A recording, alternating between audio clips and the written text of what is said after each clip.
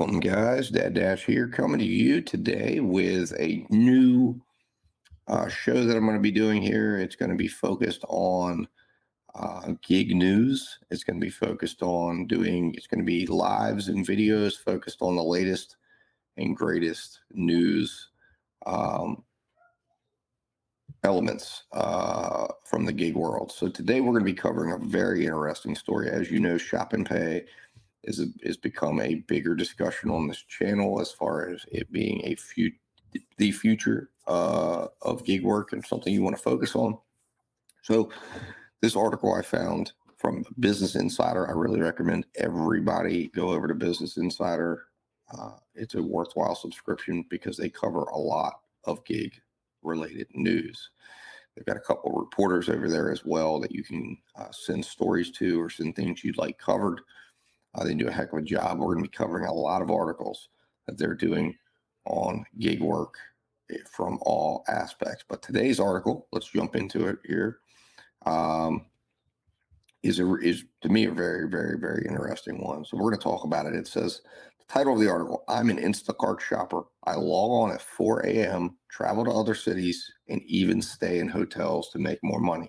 That's what really jumped out at me was, first of all, that this individual's making enough money on Shop and Pays to be able to afford to stay in a hotel, as you see here, sometimes on a 3-day weekend. But also, I guess in a sense, it also talks about other issues surrounding. But let's get into it. This is actually a really interesting order. It also talks about the recent pay cut. Now, in my area, I have not seen $4 batches yet. I've seen $5.55 batches. So I guess it's being cut slowly in some areas. Other areas, I guess, have seen the cut. But let's get into this. We're going to break this down. So this article covers 3 different things. Instacart recently cutting pay for shoppers. One driver who started working for Instacart describes his experience, and he shared how the job's gotten harder over the past few years and what he wished is different. We're going to react to all of that and discuss all that. I think it really gives some good thinking points and talking points. So the article begins talking about that this is an as told to story based on a conversation with Instacart shopper in Oregon. So I'm going to kind of read you the article because I'm going to assume you're driving around and listening to this. If you're at home, I apologize for reading to you, but we're going to read and react. So this as told to story is based on a conversation with an Instacart shopper in Oregon. He shopped for Instacart for 3 years. Describe what it's like shopping and delivering orders for the service. He's asked to remain anonymous to protect his job, but Insider has verified his identity and employment, and the following has been edited for length and clarity. So let's get into it. So this shopper says I normally start my day at about 3:30 in the morning. So think about that, guys.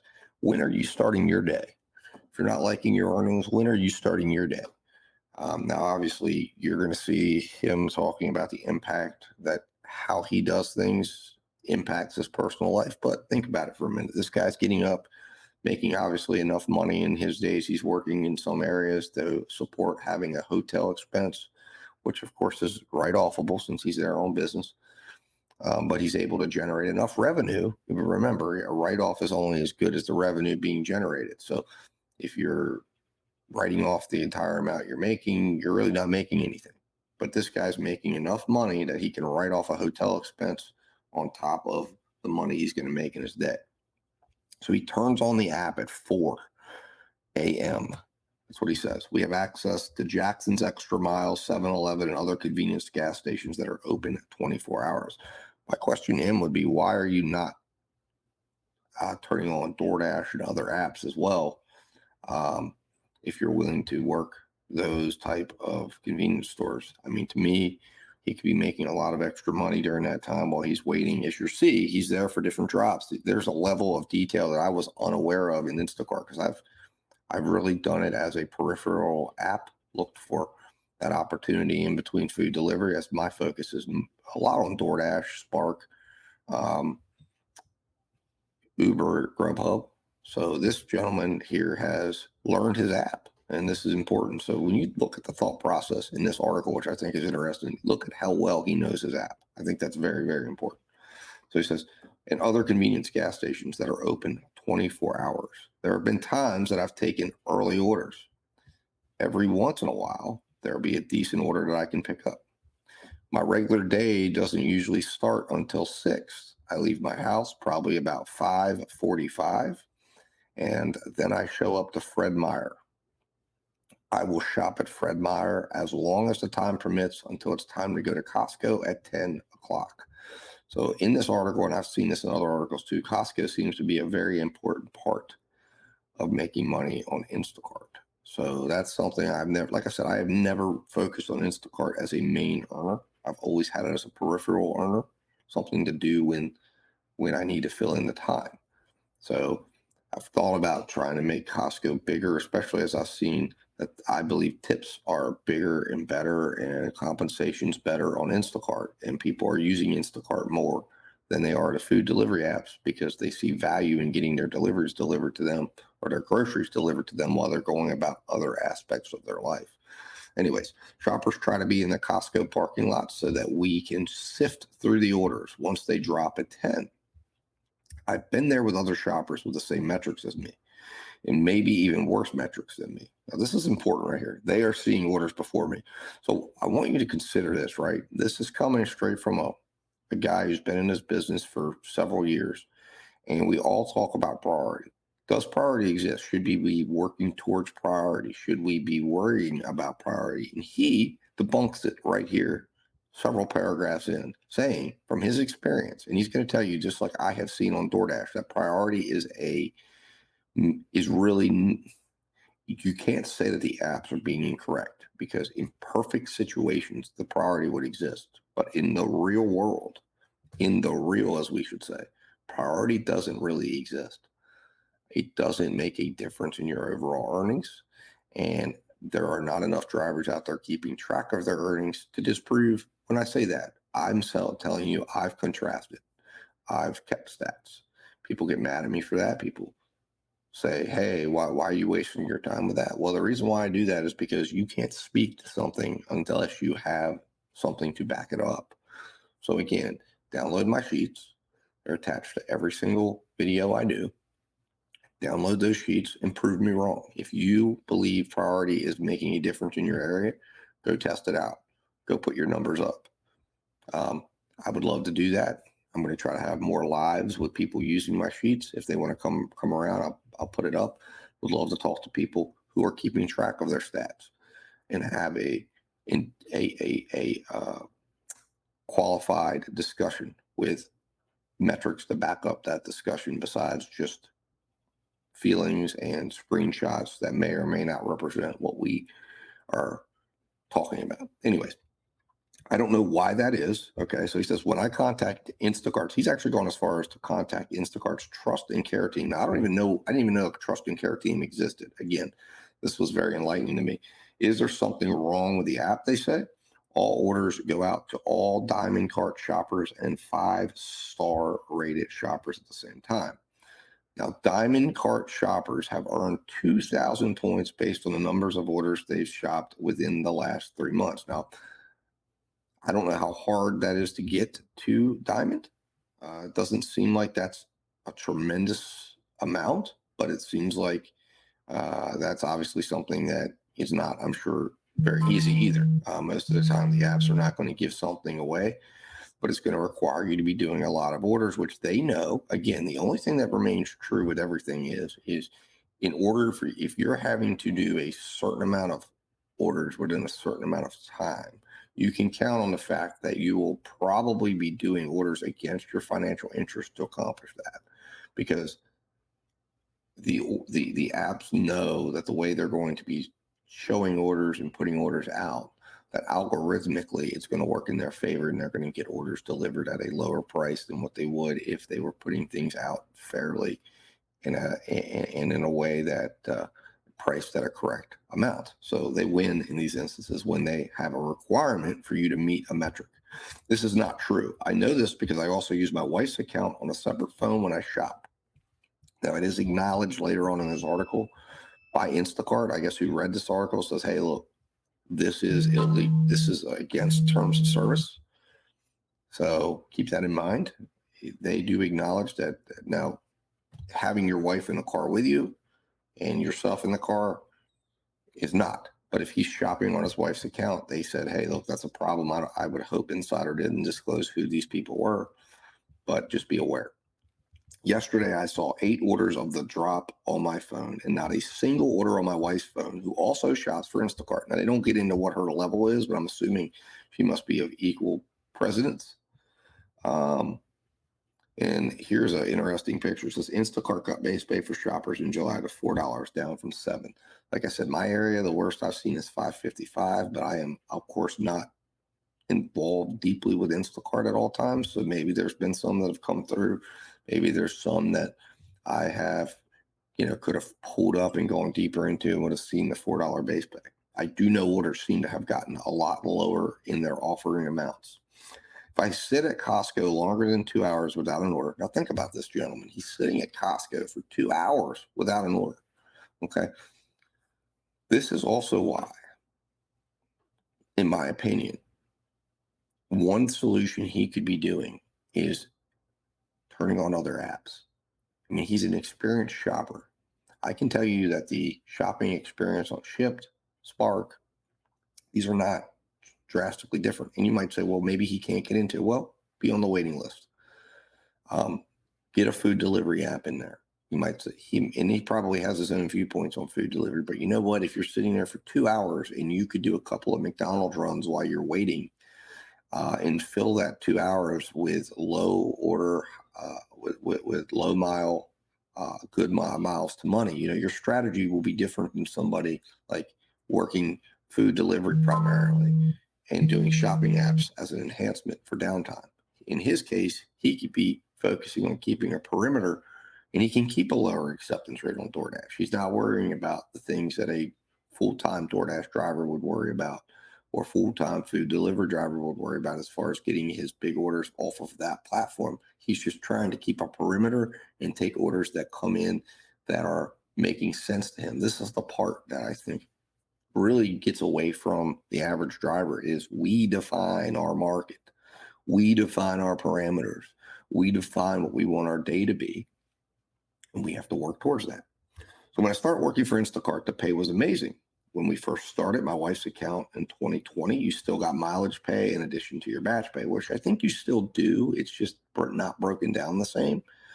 Early on, catching an $80 order wasn't all that special, because what I saw was the batch pay would kind of adjust in accordance with the miles. So that's something you got to take into account.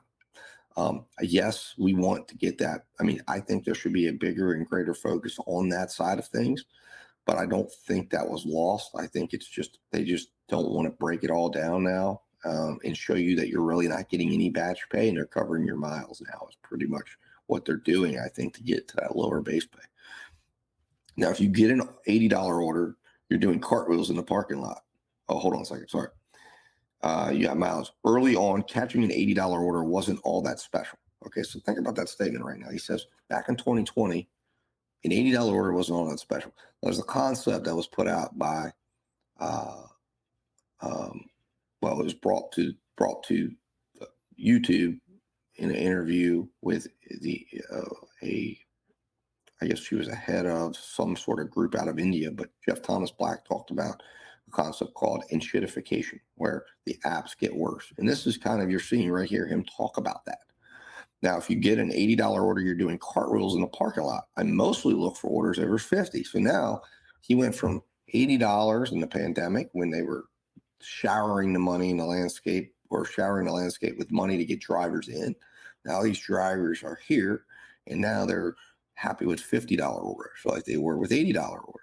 So it's kind of interesting that that's where things have gone. But as you can see in real time in this driver's experience, in a pure experience here, not influenced by anything other than just talking about what's going on in his world, there it is. He's not trying to get views on YouTube. He's not trying to do anything but just talk about what he's experiencing. Since the base pay cut, they're flooding our phones with all these little tiny orders, and none of these big orders are coming through. Now, I think we're going to talk about something that he talks about here, which I think is interesting. So let's move on. This next paragraph is significant. I've got a screenshot right now on my phone that shows an order that only pays $7.58. It's 112 units, and the delivery address is 15 miles away. Right now, I'm doing a 3-order batch. This batch pays $58.91. I waited an hour to catch this.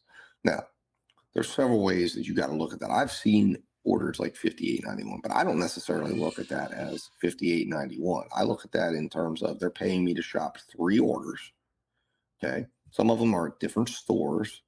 So you have to almost divide that. That's really about a, I don't know, $16, $17 an order per order breakdown, which is only double the one that he sees on his phone. And he doesn't get into how many items it is or anything like that, or how long it would take. And I expect he's an experienced shopper. He can get through his stores. He knows his stores well. He can bounce. Unlike me, who doesn't do this on a, isn't doing hundreds of orders a month. So therefore, I don't know my stores as well as probably he does. So he's able to move through and make that $58 order, maybe be done in an hour and a half, maybe 2 hours. And if he does it in 2 hours, he's still making over $25 an hour. But the point is, I don't necessarily think that that is that great of an order either. And I think to myself, what could he be doing if he was stretching out his orders? You could go on Spark right now and get 1 order for that on a shop. At least in my area, you could do $75 in 3 orders on Spark if you're out there watching and paying attention in near your Walmart.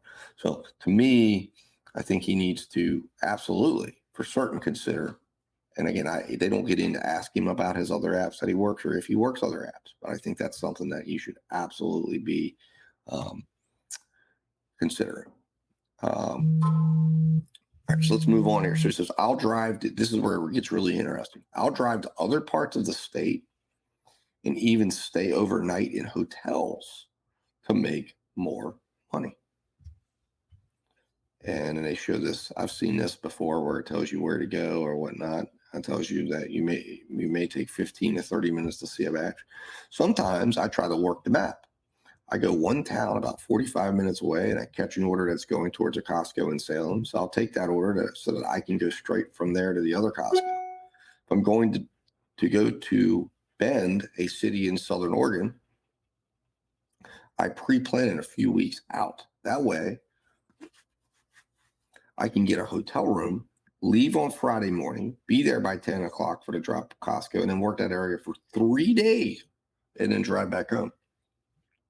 I've been thinking about doing this over the Labor Day weekend. Wow. I don't want to be doing this forever, sun up to sundown. I have a 15-year-old at home that I'd love to be able to spend some kind of time with. I have a loving wife that I would love to be able to spend time with, or that I would be able to spend time with. So my question is to you, friend, right? The gentleman that's talking here. Why not? Why not add some extra apps into the process? You're traveling to other areas, chasing Instacart. And again, if you have to do that for a while, you clearly know how to do it for a while. But if you want to change that, there is a way to change that. And that is adding additional. What I see here is we have a deficit of opportunity. You don't have enough opportunity sometimes to support your revenue goals. So you can handle that in multiple ways. You've shown some ingenuity in doing that. One of them being going to a better market that gives you bigger volume. What about adding to the market you're already in? What about expanding the horizon? What about adding food delivery there to help with some of the downtime? You know Instacart really well. That's really, really good because Instacart as you saw there, you can get a $58 batch. I guarantee you, if you could figure out how to plug some of those holes when things dry up, and your ability now to know your Instacart stores, you could get on DoorDash and start doing shop and pays over there, and get on Spark and do shop and pays over there. And you don't have to even pick up groceries too. Spark offers the ability to do the shop and pays, or you can go pick up, and you have to think of those as bifurcated orders. One has 2 parts. One has just the pickup part. One part you're shopping in the store. How long would you shop in the store for? Sometimes as much as 20 to 30 minutes for that $24 order. So if you're sitting at a pickup for groceries and you end up having to sit there and wait for 15 minutes in the back lot instead of the 25 minutes, and you're getting paid maybe $5 or $6 less, can you make that up when you could deliver that order? The answer is yes. So there's a lot of other opportunities out there that could help you earn more. And that could help you to fill in the earnings and help with that deficit of opportunity.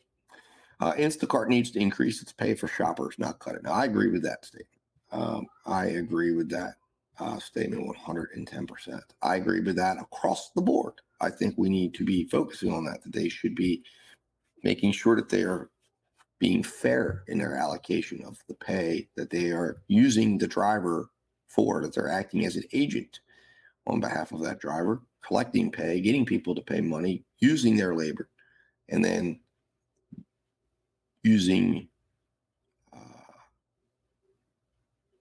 dishonest methods to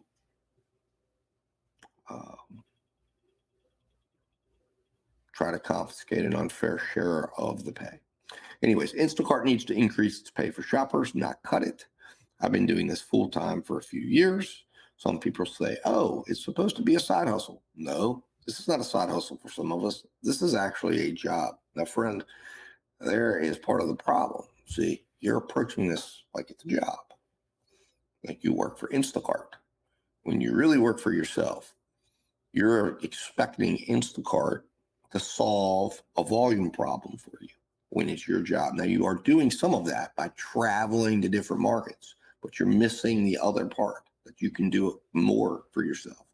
You can plug your volume deficit by adding to your opportunities in a different way, by bringing other opportunities to your plate, learning other opportunities, and then hopefully cutting your workday down by being able to earn faster and reach your goals faster.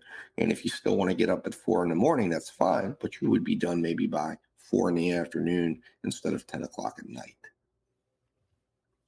or maybe even 2 p.m, because you would have been able to use other apps to help yourself reach your goal. Anyways, so Instacart, so it says here, I've been doing this full time for a few years. Some people say, oh, it's just supposed to be a side hustle. No, this is not a hustle for some of us. This is actually a job. Instacart could fix our paychecks. This is a company that started up in 2012, and they didn't really have any kind of recognition. When the pandemic hit, Instacart had a name. Instacart didn't grow that name by themselves. No, they grew that name on the back of shoppers who carried them through the pandemic, risking our lives and our health to grow their platform. For them to take that money during the base cut, I personally am insulted. I won't quit, but I'm always thinking about other people in this situation. What about the new shopper who has no idea what this difference between a good batch and a bad batch? Well, here's the deal on that. Let's break down the last couple paragraphs here. So they could fix the paycheck, but they will not fix the paycheck because of the new shoppers that are coming in. So one way you can do that is try to come out to platforms like YouTube, TikTok, and become an advocate for showing drivers how to get good batches. Now, understand, though, there's going to be a lot of people that are going to say, well, if you show them how to get good batches, then you're going to hurt the drivers that know how to get the good batches. And now everybody, but I don't believe that concept. I think that is a very, very short-sighted concept. That is the poor man's concept. That is why many people stay poor, because they do not believe, they do not understand that the system is rigged and in the way in trying to exploit that mindset. In other words, you will never realize full potential of your earning capacity. The apps will always make all of the money. They will drive prices down while the top earner makes less and less money, but thinks he's really, really good. He thinks he's really, really doing well. In fact, if you saw the debate between Cherry Pick and I on his live, Cherry exemplifies all of what I just said. He has a foolish outlook. He doesn't even understand that he's impoverishing himself. He gets angry at other drivers, blames them, believes that it's them, believes he's somehow Yet he is sitting here actively telling you that he's leaving the gig world. The ship is sinking, but he wants to stay at top. He wants to limit information out to the drivers, not understanding that if you give the drivers out here good, solid foundations for how they can pick orders, how they can be good business partners, the baseline goes up. We are playing against the apps, not ourselves. But that has been a divide and conquer strategy that has been there for years in politics and everywhere else. It is what is ultimately going to take down it's a great way to destroy a republic, right? Which a republic is simply governance by people, by the people, not anyone else, but by the people. But if you get the people to fight among themselves, if you get the people to be able to not disagree, and that's exactly what goes on out here with all the drivers. If you individualize everything too much, then what ends up happening is you start to completely destroy the ability for anybody to work together or anyone to be well or a fair market to develop, to which then out of that chaos, and in this case it's the apps themselves, they then get to define the market. They then get to control the market. They will then continue to make things fair in their favor, whereas we have the numbers because we are required to hit accept on every time for them to make money. We are their gateway, yet we don't realize that fact. So in this article exemplifies that. So for them to take money during the base cut, well, here's the thing: we're allowing them to do that. So we have to decide, when do we as drivers decide that we want to work better, work smarter? And the biggest way to combat what this article says is for us to broaden our volume, to plug our own deficit of volume. And when we do that, we will start winning. So this article, to me, exemplifies everything we need to be doing as a driver base. As in, this person here feels it, right? But they don't understand what to do. And that's where we can help out. Now, let's finish up. There's a couple things, important things here that they talk about at the end here. Instacart told Insider that a shopper holding 2 shopper accounts is a direct and clear violation of Instacart guidelines that could result in deactivation. Well, this gentleman doesn't have 2 shopper accounts. He has his wife's and his. But I assume they would somehow tie that into that if they could identify who these people were. Shopper Insider spoke to and his wife both shop for Instacart and both have accounts. They do sometimes share accounts, or he could see her account. As you can see, the fact that Instacart has an issue with that tells you that they shouldn't be afraid of that instance, because it should show exactly what they claim it will show.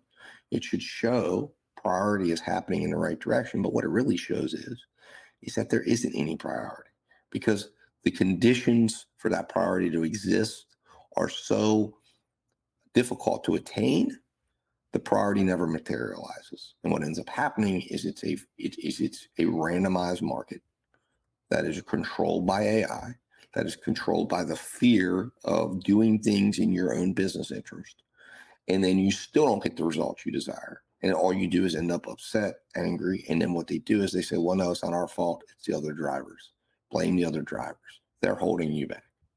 Anyways, so they ask here, Instacart also pointed to multiple factors. Now, again, and I just hit this, so I want you to read this. This is the takeaway. Instacart also pointed to multiple factors influencing the badges that shoppers see, including how close a shopper is to a store, a customer's rating, and whether they've agreed to shop and deliver heavy items. Diamond card shoppers see badges before other shoppers if they're in a highlighted area around the store. And that's if their GPS is working. That's if it's correct. That's if they're in the right spot at the right moment. Again, what did I just say? That's if everything lines up perfectly.